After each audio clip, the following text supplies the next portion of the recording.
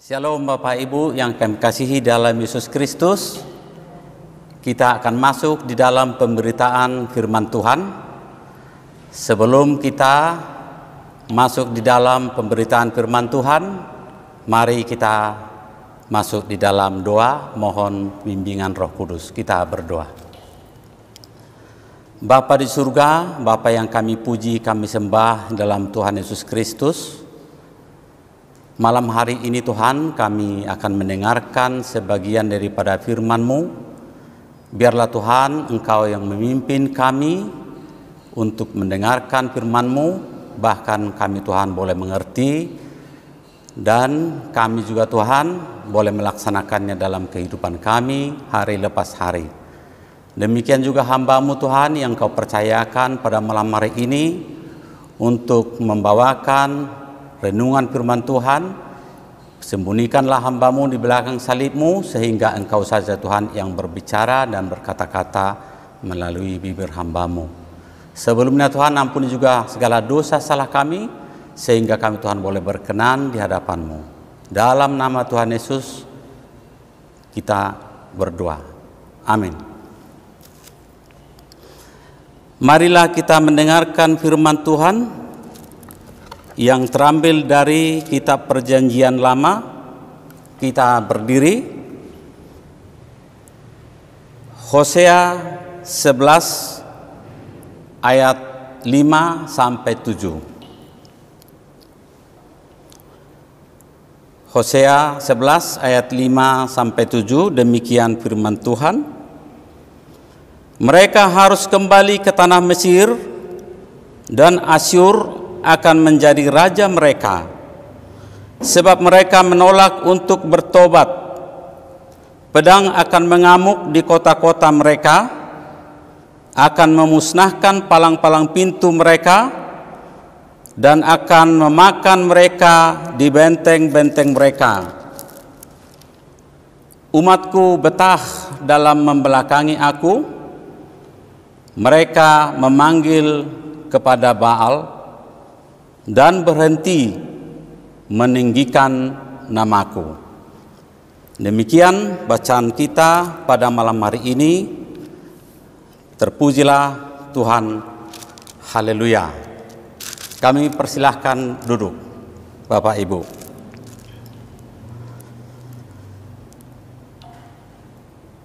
Shalom Bapak Ibu yang kami kasihi dalam Yesus Kristus. Apa kabar? Kami berharap kita semua dalam keadaan sehat-sehat dan baik-baik di rumah kita masing-masing ataupun dimanapun kita berada.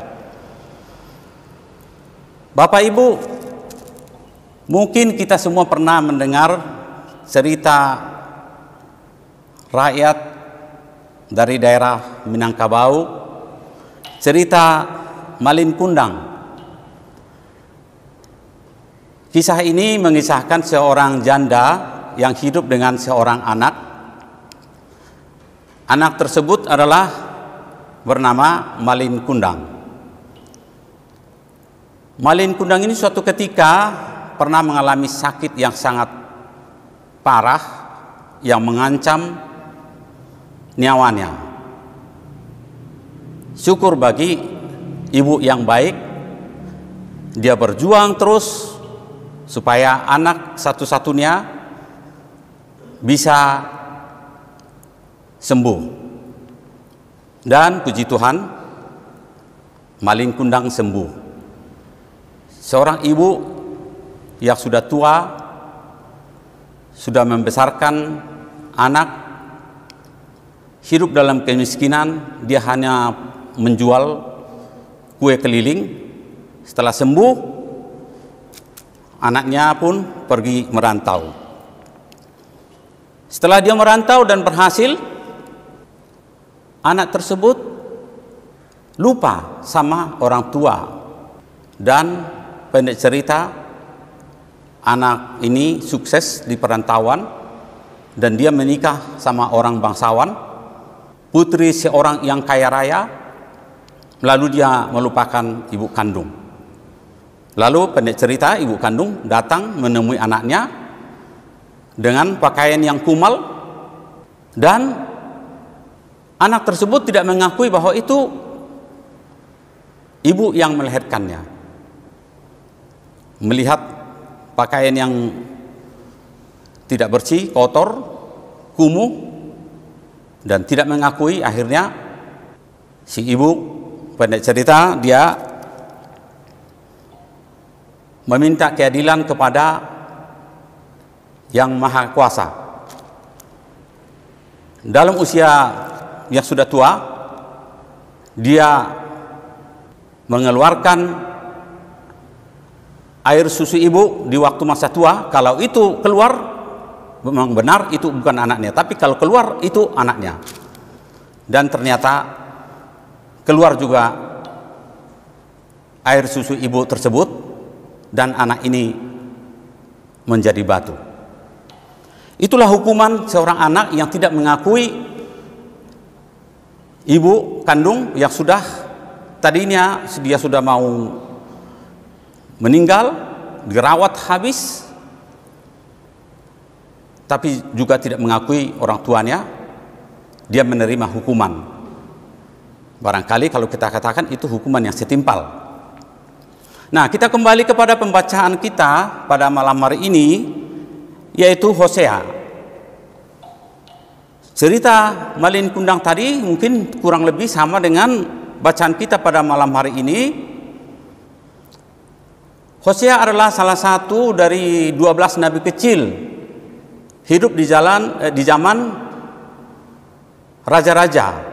Hosea diberikan firman oleh Tuhan sebagai nubuat tentang dosa dan hukuman, sehingga judul tema kita malam hari ini, dihukum karena dosa. Hosea menerima firman dari Tuhan untuk disampaikan kepada umat Israel. Hosea diberikan apa saja dosa bangsa Israel dan apa saja hukuman akibat dosa tersebut. Pertama, Bapak Ibu Saudara, Tuhan memberitahukan bahwa umat Tuhan diselamatkan oleh Tuhan dari perbudakan bangsa Mesir, diselamatkan oleh Tuhan dari Raja Firaun yang terkenal dengan keras, bahkan dia menamakan dirinya sebagai Tuhan. Ketika umat Tuhan diselamatkan, lalu ada satu perjanjian umat Tuhan dengan bangsa Israel, supaya 10 hukum Taurat yang ada di Gunung Sinai telah menjadi satu keharusan yang harus ditaati oleh umat Israel kalau mau selamat. Tapi seiring dengan waktu, ketika umat Israel dibawa ke tanah perjanjian, yaitu tanah Kanaan, yang sekarang kita kenal dengan bangsa Israel. Ketika sampai di sana, mereka lupa di zaman raja-raja, dan dimulai itu dari Raja Salomo. Di akhir masa hidupnya, Salomo jatuh ke dalam penyembahan berhala. Setelah itu, bangsa Israel pecah menjadi 2 kerajaan. Kerajaan utara dan kerajaan Yehuda. Kerajaan utara, raja pertama adalah Yerobeam, sedangkan Yehuda dipimpin oleh anaknya Raja Salomo, Rehabeam. Mulai saat itu, hidup umat Israel sudah jatuh di dalam penyembahan berhala. Itulah yang dikatakan di dalam, kalau bacaan pagi ayat 1 sampai 4, di situ disebutkan oleh Tuhan bagaimana cinta Tuhan menyelamatkan bangsa Israel dari tanah Mesir, dan bagaimana juga bangsa Israel meninggalkan Tuhan, menyembah Baal. Baal itu, Bapak Ibu Saudara, adalah dewa kekejian. Baal itu terkenal dewa kekejian, yaitu dewa matahari, dewa angin, bahkan dewa petir. Mengapa mereka begitu cepat percaya kepada Baal? Sewaktu mereka datang ke tanah perjanjian, Tuhan sudah memerintahkan supaya semua bangsa yang ditemui supaya dimusnahkan, karena mereka adalah penyembahan berhala. Umat Tuhan tidak mau bergabung dengan mereka, takutnya kalau mereka tidak dimusnahkan akan ikut terhadap penyembahan berhala, sebagaimana penduduk asli di sana adalah orang Het, orang Amori, dan lain-lain. Tapi mereka tidak musnahkan, tidak taat sama Tuhan, sehingga bangsa inilah penyembah berhala Baal dan diikuti oleh mereka, sehingga Tuhan menjadi murka. Di situ dikatakan dosa yang menimpa umat ini harus ada hukumannya. Hukumannya salah satu dikatakan benteng-benteng mereka, kota-kota pertahanan mereka, yaitu yang ada di tanah Israel, harus dimusnahkan, harus dihancurkan, Bapak Ibu. Dan yang paling parah lagi, mereka akan dikembalikan kepada tanah orang Mesir, bahkan akan diserahkan kepada bangsa Asyur. Bangsa Asyur itu, Bapak Ibu, sama dengan bangsa Babel. Menjadi pertanyaan sekarang, apakah umat Israel setelah mendengar nubuatan daripada Nabi Hosea ini berubah? Ternyata Bapak Ibu, tidak sama sekali. Mereka begitu tetap membelakangi Tuhan, bukan hanya meninggalkan Tuhan, tapi sudah membuat Baal menjadi Tuhan mereka. Seolah-olah Baal ini telah berjasa untuk mereka, padahal Baal tidak ada apa-apanya. Suatu ketika Nabi Elia menyuruh Raja Ahaz, Raja Israel Utara, kumpulkan nabi-nabi Baal, nabi-nabi Baal, suruh memberikan persembahan kepada Baal. Ada 475 orang nabi Baal untuk memberikan persembahan kepada Baal. Lalu saya akan berikan persembahan kepada Tuhan di tempat yang sama. Kamu pagi sampai siang dan saya setelah itu. Dan silakan kita bakar. Turunkan api dari langit. Baal membakar persembahan dengan api, Tuhanku membakar dengan api. Pertama, diberikan kesempatan kepada Baal, tapi faktanya Bapak Ibu, kepada nabi-nabi Baal tidak mampu mendatangkan api. Persembahan itu tetap utuh begitu. Setelah giliran Nabi Elia, itu di Gunung Karmel, hanya meminta doa sama Tuhan, dalam waktu sekian detik, persembahan itu langsung turun dari api dari langit, langsung terbakar hangus. Tuhan begitu baik, Bapak Ibu, menunjukkan siapa Dia di hadapan umat bangsa Israel, tapi tetap tidak berubah. Tetap saja mereka mengikuti berhala-berhala. Bahkan semua, kalau kita baca dalam perjanjian lama, hampir raja-raja bangsa Israel, baik Israel Utara maupun Yehuda, hampir semua jatuh dalam penyembahan berhala. Itulah yang membuat Tuhan memberikan nubuatan kepada Hosea, Nabi Hosea. Kalau tidak, saya akan hancurkan benteng-benteng pertahanan dan mereka akan diserahkan kepada Raja Mesir dan Raja Asyur. Nah, pertanyaannya, apakah itu terlaksana? Ya, terlaksana Bapak Ibu Saudara. Sudah beberapa kali mereka hidup di dalam pembuangan, diserahkan kepada bangsa-bangsa lain. Bangsa Persia, bangsa Babelonia. Bahkan paling terakhir mereka sebelum pulang ke tanah perjanjian, sebelum merdeka tahun 1967, Mereka banyak pulang dari Jerman sebagai orang-orang buangan. Nah, Bapak Ibu, kalau kita baca selanjutnya ayat 8-11, di situ Tuhan juga menghukum mereka juga, tapi tidak memusnahkan mereka. Tuhan menghukum tapi bukan untuk memusnahkan. Tuhan begitu sayang kepada umatnya. Selalu ada yang diselamatkan untuk menunjukkan kesetiaan Tuhan kepada umatnya. Dan sampai sekarang umat Tuhan masih ada. Masih ada bangsa Israel yang sekarang bagian daripada cinta kasih Tuhan. Nah, Bapak Ibu Saudara yang kami kasihi dalam Yesus Kristus, bagaimana dengan kita?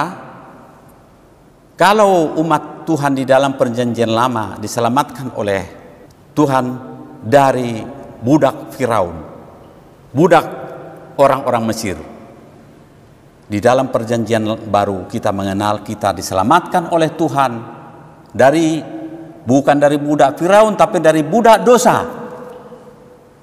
Siapa yang menyelamatkan Bapak Ibu? Yang menyelamatkan kita adalah Yesus, membebaskan kita dari budak dosa. Nah, yang menjadi pertanyaan, ketika kita sudah diselamatkan oleh darah Tuhan Yesus, apakah kita setia? Apakah kita tidak menyimpang kepada Allah-Allah lain seperti umat Israel di zaman perjanjian lama? Mereka menyimpang. Apa akibatnya Bapak Ibu? Akibatnya adalah dosa, dan akibatnya adalah kita tidak masuk di dalam apa yang Tuhan janjikan. Ketika dia mau bangkit ke surga, dia bilang apa? Aku pergi untuk menyediakan tempat bagi kamu, supaya dimanapun aku berada, di situ engkau berada. Tuhan juga menjanjikan itu kepada kita. Kalau Tuhan menjanjikan di dalam perjanjian lama membawa umat Tuhan dari Israel, dari Mesir ke Israel, Tuhan juga menjanjikan kita di mana dia berada supaya kita di situ berada. Nah, mari kita koreksi Bapak Ibu dalam kehidupan kita. Apakah kita mau bisa bersama-sama dengan Yesus yang sudah menjanjikan kita? Kita lihat istri kita, kita lihat anak kita lihat suami kita.